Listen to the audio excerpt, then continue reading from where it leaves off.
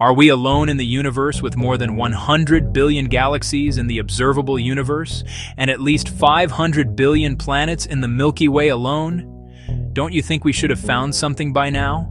Even if a tiny percentage of those billions of planets hosted intelligent life, there would be tens of thousands of extraterrestrial civilizations out there, yet we haven't seen any. Where is everybody? We keep wondering what's taking them so long to come. But what if I told you that even the friendliest of all aliens could wipe out our entire civilization for good? This is what if, and here's what would happen if aliens visited us tomorrow. We tend to apply our theories to the rest of the universe. We expect aliens to come for a visit even though we ourselves haven't traveled out of our own neighborhood yet. We just believe that they've had so much more time for technological progress to make space travel possible.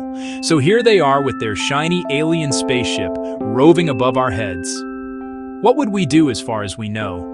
No government on this planet has any sort of alien greeting party planned. If aliens suddenly showed up on the horizon, just try to keep cool. Say, the aliens happen to be very polite and sent us a signal before invading our planet's personal space. Well, you wouldn't know it right away. Not until several observatories maintained by different organizations verified that signal. Yep, that's it. Aliens are here now. You got this shocking news from your TV. NASA officially confirmed an alien ship detected in the solar system. Not alone, in the university agencies and countries around the world would be working together quickly, trying to assess the level of threat. They'd summon experts in linguistics, psychology, combat, and biology, and have them attempt to make first contact with the aliens. Groups of experts would record all interactions to analyze simple alien gestures and auditory reactions. Those would help to decide whether aliens came in peace or they intend to do some serious damage. Some people might believe that religious leaders should do all the talking.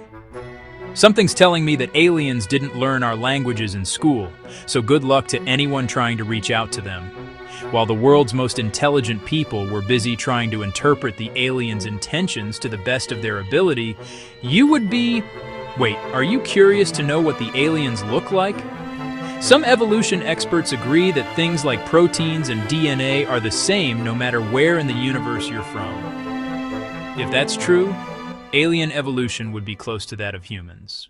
They'd have binocular vision with eyes located close to the brain. Just like us, they'd be based on land and have a minimum of 2 legs for mobility and 3 fingers, so that they could handle tools still.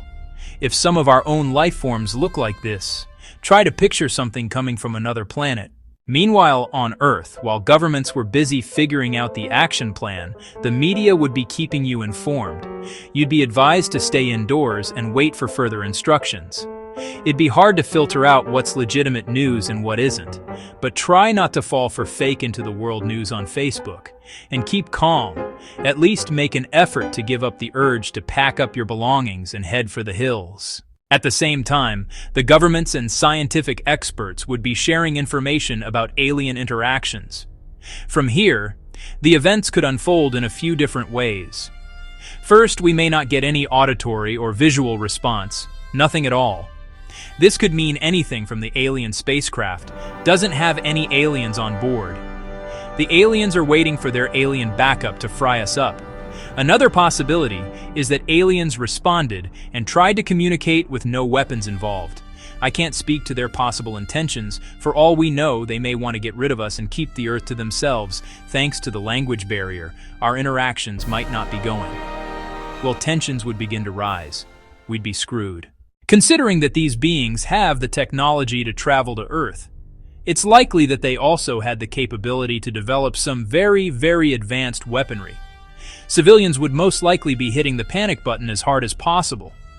Meanwhile, governments would put their nuclear weapons on standby. That will be our best and most destructive weapon against them.